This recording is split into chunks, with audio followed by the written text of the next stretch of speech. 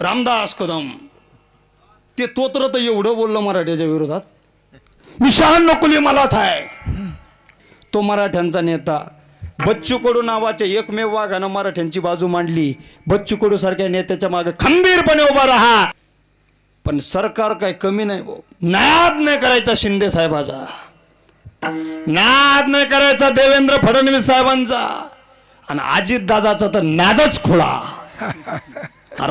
तीन खतरनाक असे नेते त्यांनी एक खतरनाक पर्याय वापरला. का साधे माणसं आहेत काय ते, खतरनाक पर्याय वापरला.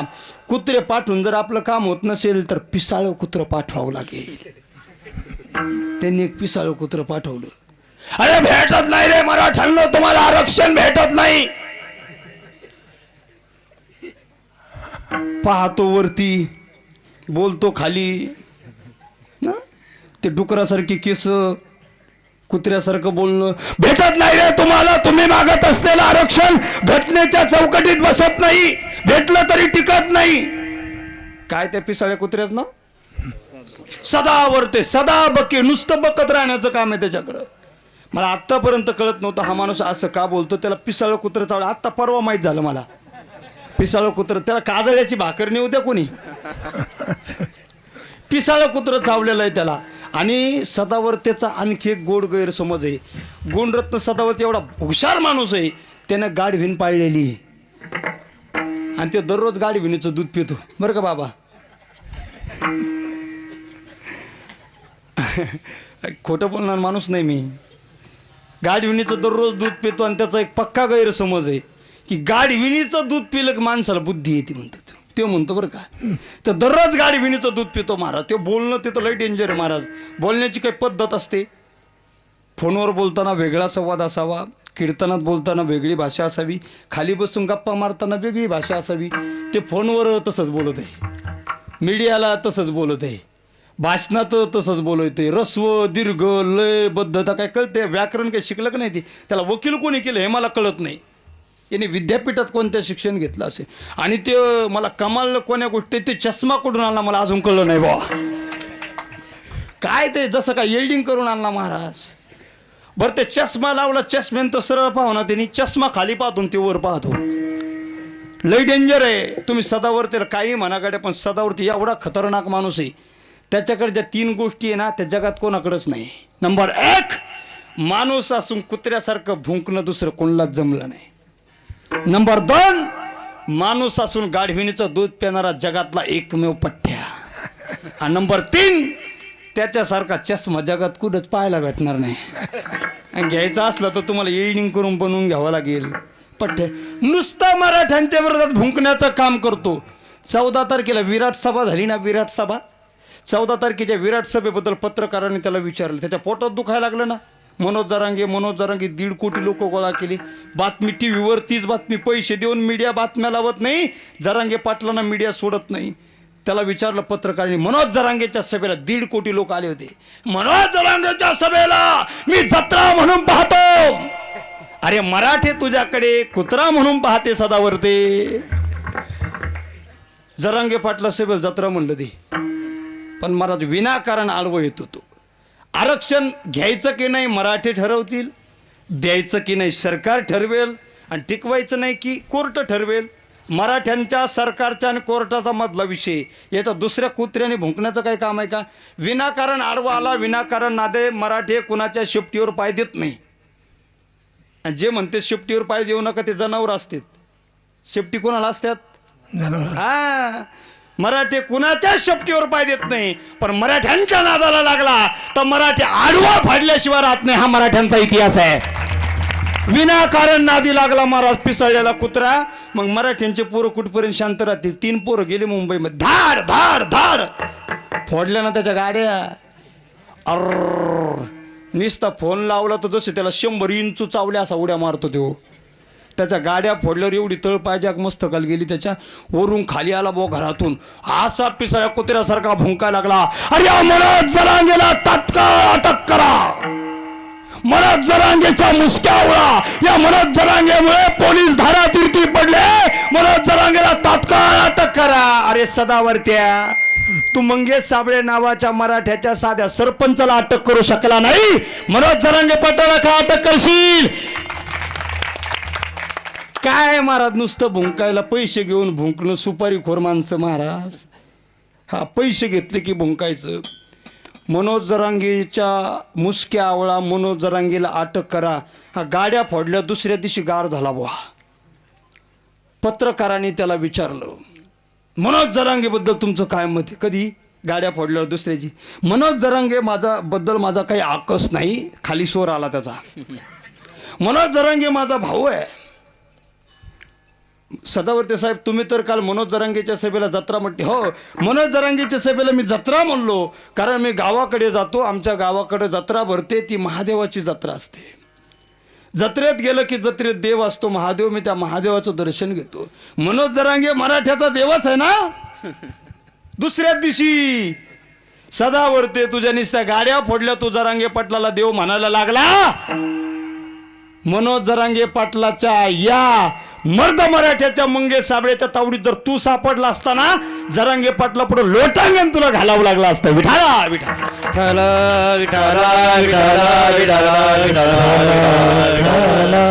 शांत झाला महाराज.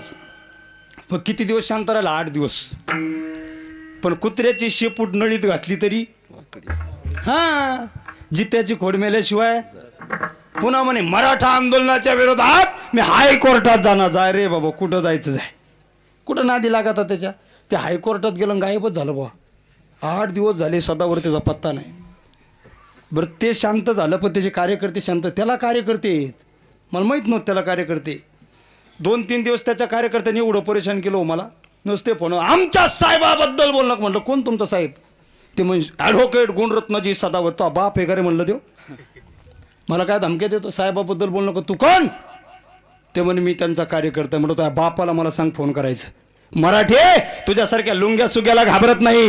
औरंगजेबाची सुद्धा कबर याच मातीत मराठ्यांनी तयार केली. सदावर्ते माझ्यासारख्या गरीब मराठ्याच्या पोराला धमक्या देण्याचं काम करू नको. हिंमत असेल ना कार्यकर्त्याला नको नंबर देऊ माझा.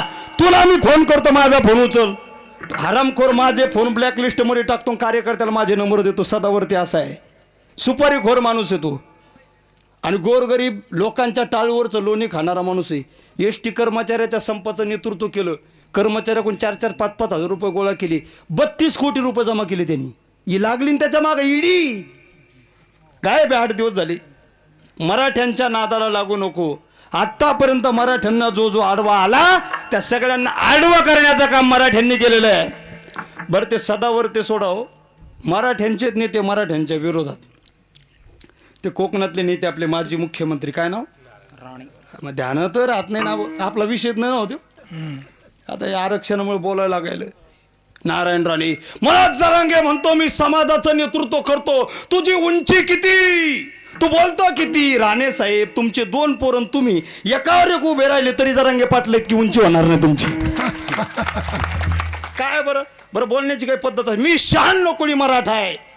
मला कुणबी प्रमाणपत्र नको. घेऊ नका साहेब, तुमच्या घरी घेऊन आलो का मी. त्याचं ते पोरग तर विचित्रच होते. लहान काय नाव त्याचं? नितेश राणे. मनोज जरांगे तुम्ही का आमचा ठेका घेतला काय? आम्ही 96 कोळी आहे. मग राणे साहेब तुम्ही जर 96 कोळी आहे तर आमदार असणारा 41 वर्षाचा तुमचा तो टिल्लू तो ओबीसी कसा? माझी मावशी माळ सावरगावला विदर्भात, मी जालना जिल्ह्यात आहे मराठवाड्यात. मी म्हटलं माझी सख्खी मावशी आईची सख्खी बहीण आहे, रक्ताचं नातं आहे. मग ती ओबीसी तर मी ओबीसी. ते म्हणे नाही तुमच्या जाती वेगळ्या आहे. कशामुळं? ते विदर्भात आहे म्हणून. हा तिकडे आरक्षण म्हणून. आता मी म्हटलो राणे साहेब तुम्ही 96 कोळी आणि तुमचा पोरगा ओबीसी. तो बोलू पुढं कळलं तुम्हाला? मी जर म्हटलं तुमचा नाही तर राग नाही येणार का? मग आम्हाला राग नाही येत का? काय महाराज नुसतं मराठ्यांच्या विरोधात भुंकण्याचं काम. दुर्दैव मराठ्यांचं. मराठ्याच्याच लोकांनी मराठ्यांच्याच पाठीत खंजीर खुपसली आणि पूर्वापार छत्रपती शिवरायांच्या काळापासून पाठीत खंजीर खुपसण्याचं काम आपल्या लोकांनी केलंय. म्हणून छत्रपती शिवरायांच्या उजव्या हातात तलवार आहे, डाव्या हातात ढाल पाहिजे. ती डाव्या हातात नाही, ती पाठीवर आहे. कारण छत्रपती शिवरायांना माहिती आहे समोरून येणाऱ्या बलाढ्य शत्रूचा निपात करण्याची क्षमता या भवानी तलवारीत आहे. पण आपले ज्यावेळी आपल्या पाठीत खंजीर खुपसतात ना त्यासाठी पाठीवर ढाल असणं गरजेचं आहे. छत्रपती शिवरायांनी त्यासाठी पाठीवर ढाल ठेवली. ते दुसरे नेते पुन्हा भुंकले भाऊ, काय नाव त्यांचं, कोकणातलेच आहेत ते, रामदास कदम. ते तोत्र तर एवढं बोललं मराठ्याच्या विरोधात, मी शहाण्णव कुली मला थाय, मनोज दलंगीने आमचा का ठेका घेतला काय, कोकणात कुंडी मला था आणि शहाण्णव कुली मला था, लोती बेती व्यवहार होत नाही, आम्ही का सोयरी करायला आलो का रे तिकडे. काय नुसतं महाराज मराठ्यांच्या विरोधात. आणि हेच रामदास कदम 1 वर्षापूर्वी पत्रकार परिषद घेऊन रडत होती, रडू येत नाही म्हणून झेंडू बॉम्ब लावून रडत होते. माझ्या पोलावर माझ्यावर पक्षाने अन्याय केला, आता एवढा अन्याय झाल्यावर माझ्या फुलच्या पिल्या कशा जगतील, माझ्या पोलांच्या कलियंत काय होणार.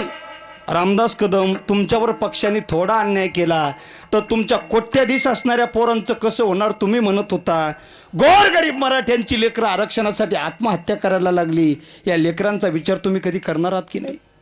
नुसतं भुंकण्याचं काम महाराज. बरं ते कमी झालं काय, आपल्या जिल्ह्यातला पठ्ठ्या पेटून उठला बा. जोपर्यंत मराठ्यांना आरक्षण नाही तोपर्यंत राजकीय पुढाऱ्यांना प्रवेश बंदी. चुलीत गेले नेते आणि चुलीत गेले पक्ष.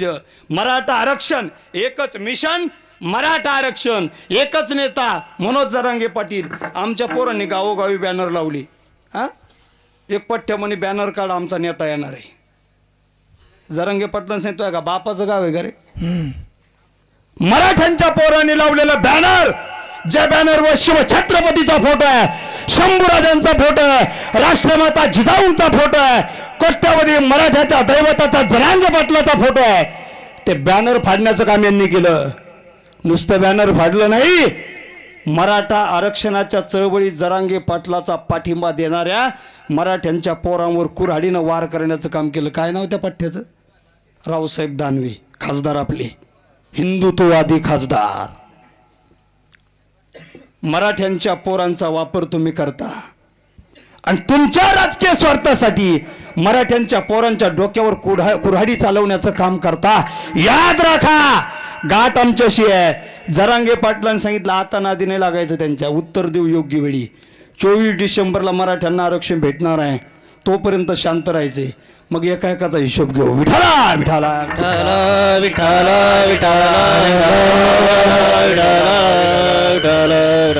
आरक्षणाला अनेक लोक विरोध करतायत, जाती जातीत भांडणं लावतायत. आता धनगर समाज, ओबीसी समाज, मराठा समाज, जाती जातीत भांडणं लावण्याचं काम केलं जाते. बघा, एक बरणी हातात घ्या, बरणी बरं का, एक बरणी हातात घ्या, त्या बरणीमध्ये 100 लाल मुंग्या टाका आणि 100 काळ्या मुंग्या टाका. 100 लाल मुंग्या टाका, 100 काळ्या मुंग्या टाका. 2 तास बरणी तशीच ठेवा. कोणत्याच मुंग्याच्या नादी नाही लागत, अजिबात नाही. एकमेकीच्या अंगावून जाते त्या पण नादी नाही लागत कोणाच्या. पण तीच बरणी हातात घ्या ना, अशी डगडगा हलवा, चौथाळत्यात त्या मुंग्यालाही. महाराष्ट्रातल्या 18 पगड जातीचे लोक एका बरणीतल्या मुंग्याप्रमाणे आहे, काही घेणदेण नाही त्यांना. एकमेकाशी प्रेमाचे संबंध आहे. कोणत्या समाजाचा असला तर एकमेकाच्या ताटात जेवणाऱ्या महाराष्ट्रातील 18 पगड जातीचे लोक आहे. छत्रपतीचा ज्वलंत आणि जिवंत विचार आहे तो. पण ती बरणी हलवण्याचं काम कोणीतरी करतंय, पोरांच्या डोक्यात जातीवाद भरण्याचं काम कोणीतरी पेरतंय, शांततेच्या मार्गाने निघणाऱ्या मराठ्याच्या आंदोलनामध्ये गालबोट लावण्याचं काम कोणीतरी करतंय, जाती जातीत भांडणं लावण्याचं काम कोणीतरी करतंय. अरे एकमेकीवर मुंग्या चवताळतात, मुंग्यांचा दोष नाही. ही बरणी हलवणारा कोण याचे कान आणले पाहिजे. विठाला विठाला कोणी मराठ्यांना किती विरोध करा, मराठ्यांच्या विरोधात किती भूमिका, तुमची काय अवकात आहे आणि तुमची काय पात्रता आहे मराठ्यांना माहिती आहे. आता मराठी शांत झालेले. आतापर्यंत मराठ्यांनी एकमेकांचे पाय ओढले. एकदा गाढवाची आणि कुत्र्याची पैज लागली. पैज अशी लागली, जो कुणी पळत जाईल नदीच्या पलीकडच्या सिंहासनावर जाऊन बसेल तो राजा होईल. गाढव म्हटले, कुत्र म्हणले गाढव तर लंगड आहे, आत्ता पुढं जातो सिंहासनावर बसतो राजा होतो. कुत्र्याची गाढवाची पैज लागली, जो सिंहासनावर अगोदर जाऊन बसणार आहे तो राजा होणार आहे. गाढव लंगडे हळूहळू पळतंय, कुत्र वेगाने पळतंय. कुत्र गाढवाच्या पुढं निघून गेलं. पण ज्या पुढं गेल्याच्या नंतर कुत्र्याला एक चौक लागला. 2-4 कुत्रे आडवे झाले. कुत्र्याचा त्या चौकात टाइमपास झाला. तेवढ्यात लंगडा असणारं गाढव हळूहळू मागून पुढं निघून गेलं. कुत्र पुन्हा वेगाने निघालं, गाढवाच्या सहज पुढे गेलं. पुन्हा पुढच्या चौकात कुत्र्याला 2-4 कुत्रे आडवे झाले. या कुत्र्याला भुंकू लागले, रगडू लागले. तेव्हा लंगडत चाललेलं गाढव पुन्हा या कुत्र्याच्या पुढे निघून गेलं. 2-3 चौकात कुत्र्यानं गाढवाला क्रॉस केलं. गाढव तरी कुत्र्याच्या पुढं पलीकडच्या गल्लीनं निघून गेलं. नदीत उतरून पुढे गेलं. कुत्र्याला वाटलं गाढव दिसत नाही, गाढवाला मागं टाकला, पण कुत्र पळत पळत गेलं, नदीच्या पलीकडे गेलं. आत्ता सिंहासनावर बसतो आणि राजा होतो कुत्र्यानं ठरवलं. पण कुत्रा सिंहासनावर जवळ गेला, बघतो तर काय, आपल्या अगोदर गाढवच गादीवर बसले. कुत्र्यानं विचार केला, विचार विनिमय केला आणि कुत्र्याच्या लक्षात आलं आपण वेगवान असून तरी हारलो का, आणि गाढव लंगडा असून तरी जिंकलं का. कुत्र्यानं विचार विनिमय मंथन केलं. कुत्र्याचा एक सिद्धांत लक्षात आला, आपल्याच जातीच्या लोकांनी जर आपल्याला चौकात अडवलं नसतं तर आज गाढव गादीवर बसलं नसतं. हे जे लोक गाढव बसवले ना आपण गादीवर, गाढव ऐका ऐका ऐका, ज्याची गाढवावर बसायची लायकी नाही, गाद्यावर बसायची लायकी नाही, त्यांना गादीवर बसवण्याचं काम आपण केलंय. त्याचे फळ आपण भोगत आहोत. ऐका, त्याचं फळ आपल्याला भोगावं लागतंय. म्हणून इथून पुढे जरा विचार करा. मराठ्यांचा जो मराठ्यांच्या पाठीमागे उभा राहील तो मराठ्यांचा नेता. बच्चू कडू नावाच्या एकमेव वाघानं मराठ्यांची बाजू मांडली. बच्चू कडू सारख्या नेत्याच्या मागे खंबीरपणे उभा राहा. जर उभं राहिला नाहीत ना, इतिहास तुम्हाला माफ करणार नाही. मतदानाच्या लालसेपोटी हरामी इकडे तिकडे फिरतात आणि समाजाची बाजू मांडायचं आलं, वेळ आली तर मराठ्यांच्या पोरांच्या तोंडाला पानं पुसण्याचं काम करतात. मराठ्यांच्या आरक्षणाच्या लढाईत पाठिंबा तर देत नाही, पण मराठ्यांच्या लढाईत आडकाठी करण्याचं काम करतात. खोटे गुन्हे मराठ्यांच्या पोरावर दाखल केले जातात. हे बंगले पेटवतात एकमेकांचे, निवडणुकीतला एकमेकांचा राग एकमेकावर काढतात आणि मराठ्यांच्या पोरांना खोटे गुन्हे दाखल करून नुकसान भरपाईसाठी मराठ्यांच्या पोरांना आरोपीच्या पिंजऱ्यामध्ये अडकवतात. पण आता मराठा समाज शांत होणार नाही. काल परवापासून तर गुन्हे दाखल करायला सुरुवात केली. 3-3, 4-4 वाजता लाखो मराठे जरांगे पाटलाच्या सभेला जमायला लागले. ते म्हणते तुम्ही रात्री 10 नंतर सभा का घेतली, लगेच पोरावर गुन्हे दाखल. किती गुन्हे दाखल करताल रे तुम्ही? अरे महाराष्ट्रातले कोट्यावधी मराठे बसतील एवढे जेल तरी तुमच्याकडे आहेत का? आम्ही सगळे यायला तयार आहे. नुसतं मराठ्यांच्या पोरावर दडपण आणण्याचं काम करतात. पोरं आता घाबरणार नाही, पोरं आता मागं येणार नाही. कारण पोरांना नेतृत्व असं भेटलंय, त्या नेतृत्वानं सांगितलंय आरक्षण मिळाल्याशिवाय माघार घ्यायची नाही. आमचे पोरं छातीत गोळ्या झेलून सुद्धा माघार घेत नसेल तर याचा अर्थ असा आहे, आमच्या पोरांचा मनोज जरांगे पाटलाच्या नेतृत्वावर 100% विश्वास आहे. म्हणून तर जगद्गुरु तुकोबाराय त्यांच्याबद्दल काय सांगतात, अभंगाचं 2रं चरण. अभंगाच्या 2ऱ्या चरणात तुकोबाराय म्हणतात, कुडी कन्या पुत्र होती जे सात्विक, तयाचा हरीख वाटे देवा. असा सात्विक पुत्र जरांगे पाटील नावाचा योद्धा मराठा समाजाला नेतृत्व मिळालं. 100% विश्वास आहे मराठ्यांचा. म्हणून तर नेत्याच्या सभेला पैसे घेतात लोक गाड्याची, आणि गाडी नुसता ड्रायव्हरच जातो. पण जरांगे पाटलाच्या सभेला 1 रुपयाही नाही दिला कुणाला. 1.5 कोटी लोक जमले. याचा अर्थ सगळ्यांचा त्या नेतृत्वावर विश्वास आहे. आणि 100% मराठा समाजाला आरक्षण फक्त जरांगे पाटीलच मिळवून देऊ शकतात हे समाजाला कळायला लागलं. आणि त्याच्या पुढचं सांगू का तुम्हाला, मराठ्यांना आरक्षण मिळणार नाही, मिळत नाही हे विषय डोक्यातून काढा. मराठ्यांना आरक्षण भेटलंय. बरेचसे मराठी ओबीसी झाले. जरांगे पाटलाचं टाळ्या वाजून स्वागत केलं पाहिजे सगळ्यांनी. बरेचसे मराठी ओबीसी झाले. 24 डिसेंबरपर्यंत सरकारची समिती काम करते. सरकारच्या विरोधात बोललं पाहिजे तेवढं सरकारच्या बाजूनं बोललं पाहिजे. समिती कामाला लागली, कुत्र्यासारखी पळती समिती नुसती. जरांगे पाटलांनी सांगितले 24 डिसेंबरला गाठ माझ्याशी आहे, समिती काम करते. ज्यांचे ज्यांचे पुरावे भेटले ते ओबीसी झाले. पण आमची मागणी सरसकट मराठ्यांना आरक्षण मिळत नाही तोपर्यंत माघार घेणार नाही. 100% आरक्षण मिळणार आहे, सरकार देणार आहे. आणि जर नाही दिलं तर सरकारच्या छाताडावर बसून मराठे घेणार आहे, हे सुद्धा जरांगे पाटलांनी सांगितले. सरकारला आता मराठ्यांच्या मगरमिठीतून सुटका नाही. सरकार योग्य दिशेनं पाऊल उचलते. सरकारनं वेगवेगळे पिसाळे कुत्रे जरी सोडले तर आंदोलन मोडणार नाही. सरकारने खोटे गुन्हे जरी दाखल केले तरी आंदोलन मोडीत निघणार नाही. मनोज जरांगे पाटलांनी सांगितलं माझा जीव गेला तरी चालेल पण मी माघार घेणार नाही. 24 डिसेंबरपर्यंत मराठ्याचा संयम राहणार आहे. 24 डिसेंबरपर्यंत मराठी जोपर्यंत संयमी आहे तोपर्यंत सरकारनं आम्हाला न्याय दिला पाहिजे. 24 डिसेंबर नंतर हे मराठी जरांगे पाटलाचं पण ऐकतात का नाही हा सुद्धा प्रश्न आहे. संयम मराठी ठेवणार नाही, म्हणून सरकारनं त्या ठिकाणी मराठ्यांच्या पोरांना योग्य तो न्याय दिला पाहिजे. वाटलं यांच्यावर नुसता लाठी हल्ला केला तर कोटी मराठे यायला लागले, यांच्या नादाला लागायला लोक उपोषण आमरण नाही 8 दिवसात सोडून देतील. 10 दिवस झाले उपोषण सोडायला तयार नाहीत. 12 दिवस झाले उपोषण सुटलं नाही. 15 दिवस झाले जरांगे पाटलांनी उपोषण सोडलं नाही. तब्येत बिघडली, पाणी बंद केलं, सलाईन बंद केल्या आणि सरकारच्या पायाखालची माती सरकली. हे लाठी हल्ला केल्यावर एवढे पेटून उठतात. जर या मराठ्याच्या योद्ध्याच्या जीवाचं काही बरं वाईट झालं ना, तर हे मराठी आपल्याला घराच्या बाहेर निघू देणार नाही. आणि सरकारच्या पायाखालची माती सरकली आणि उपोषणाच्या 15व्या दिवशी राज्याच्या मुख्यमंत्र्याचा फोन आला. जरांगे पाटील लय शांत बोलते ते, तुम्ही तब्येतीची काळजी घ्या, आपली समाजाला गरज आहे, आपल्यासारखा योद्धा समाजाला महत्वाचा आहे, आपण उपोषण सोडा. जरांगे पाटलांनी सांगितलं आता सोडित नसतो. एवढ्या वेळी माझ्या विनंतीला मान द्या. शिंदे साहेब, तुमचं ऐकून याच्या अगोदर 2दा सोडला, आता नाही ऐकणार तुमचं. आरक्षण द्या, उपोषण सोडतो. राज्याच्या मुख्यमंत्र्यांना सांगितलं उद्या तुम्हाला आरक्षणाच्या बाबतीत ठोस आश्वासन देतो, उद्या उपोषण सोडून घ्या. जरांगे पाटलांनी सांगितलं पक्का आरक्षणाचं आश्वासन असेल तर सोडतो, पण चिल्लर चाल्लरच्या हातानं नाही सोडणार. राज्याच्या मुख्यमंत्र्याला आंतरवाडीत यावं लागेल. महाराष्ट्राच्या इतिहासातला पहिला काळी एवढ्या गरीब माणसाचं उपोषण सोडायला राज्याचा मुख्यमंत्री येतो. जरांगे पाटलांनी मुख्यमंत्र्याला झुकवण्याचं काम केलं. ठरलं उपोषणाच्या 16व्या दिवशी मुख्यमंत्री येणार. संध्याकाळी 5:30 वाजेची वेळ ठरली. अर्धा तास बाकी राहिला. मुख्यमंत्री येणार आणि अचानक टीव्हीला बातमी आली, मुख्यमंत्र्याचा दौरा अचानक रद्द. कसं काय दौरा रद्द झाला? मी सांगितलं ना तुम्हाला. दौरा रद्द होण्याचं कारण असं होतं, त्या दिवशी सोशल मीडियावर एक व्हिडिओ व्हायरल झाला होता. पाहिला होता का तुम्ही? त्या व्हिडिओमध्ये 3 माणसं होते. एक काका होते, दादा होते आणि मामा होते. तिघं होते.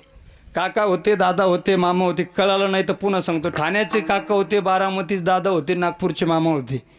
नसेल का तर अजून फोडून सांगतो. ठाण्याचे दाढीवाले चष्मा लावलेले शिंदे काका होते, बारामतीचे चकाचक दाढी करून आलेले अजितदादा होते आणि नागपूरचे आपले मामा होते. कोण? देवेंद्र मामा होते. हे काका दादा मामा बिचारे पत्रकार परिषद घ्यायला चालले होते मराठा आरक्षणासाठी. सहज बिचारे चालले होते, सहज बोलत चालले होते. फार निर्मळ मनाची माणसं आहेत ते तिघं पण. सहज बोलत चालले होते. सहज बोलता बोलता काका म्हटले आपलं काय बोलून मोकळं व्हायचं, निघून जायचं. तेवढ्या दादा म्हटले यस. लगेच मामा म्हटले माईक चालू आहे.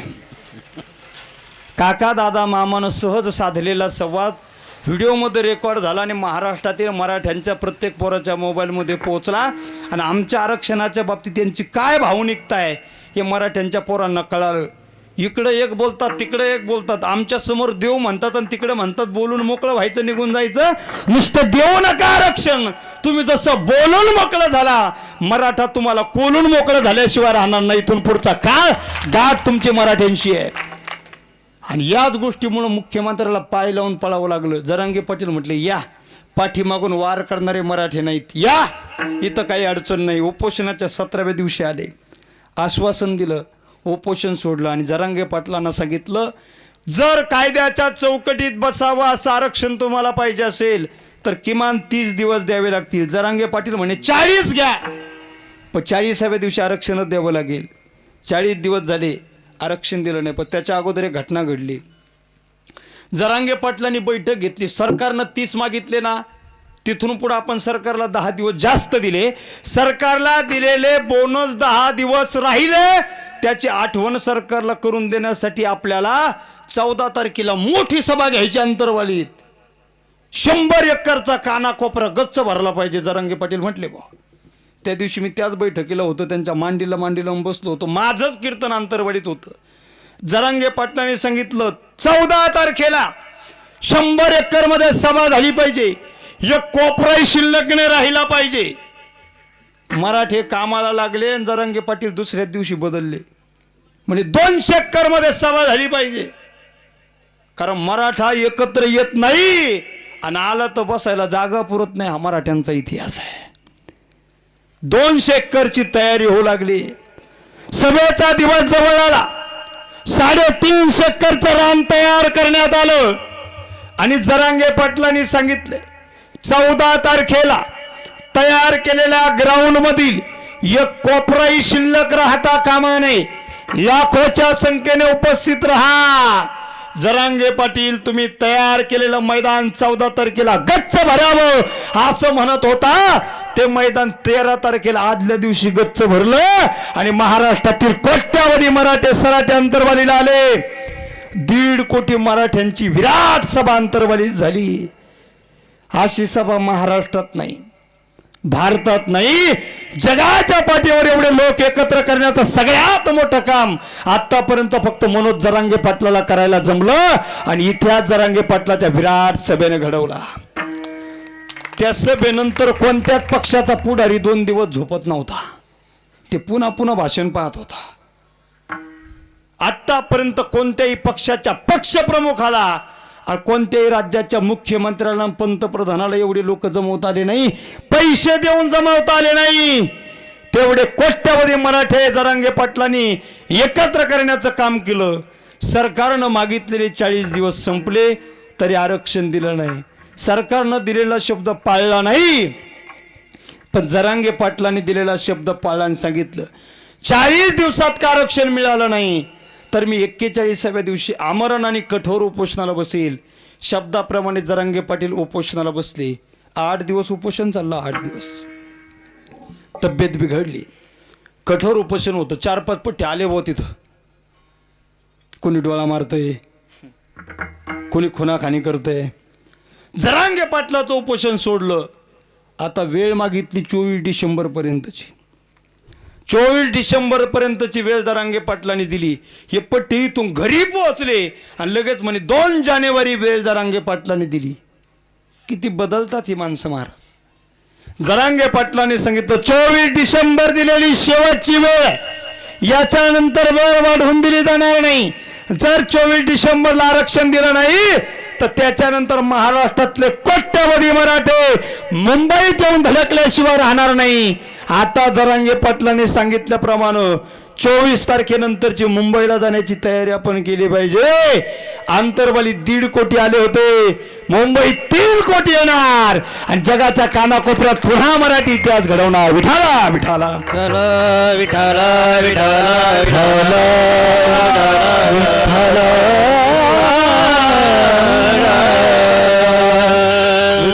कारण आता आरक्षणाची लढाई योग्य वळणावर आलेली आहे. इथपर्यंत लढाई आणायला, इथपर्यंत चळवळ आणायला किती वर्ष लागले? 70 वर्ष लागले. 70. त्यावेळी सगळ्या मराठ्यांना एकत्र करता आलं.